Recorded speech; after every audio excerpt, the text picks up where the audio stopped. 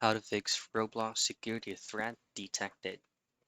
Now, in this video, I'm going to show you the most popular troubleshooting step for you to fix Roblox Security Threat Detected. So to start off, just simply go into the homepage of your phone if you're using your mobile device and playing Roblox.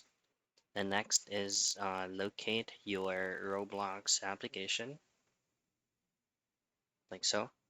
And then just simply tap and hold on the Roblox icon and then choose on this eye logo that will redirect you into the Roblox app info. Now next is below privacy, go into permissions, and from here make sure that all necessary details or features that you have on your phone that Roblox needs, make sure that all those settings are allowed and not onto the not allowed tab. Once you've done that, go back, scroll down once again, and then under usage, go to storage. From here, choose on clear data, and then once you've done that, choose on clear cache.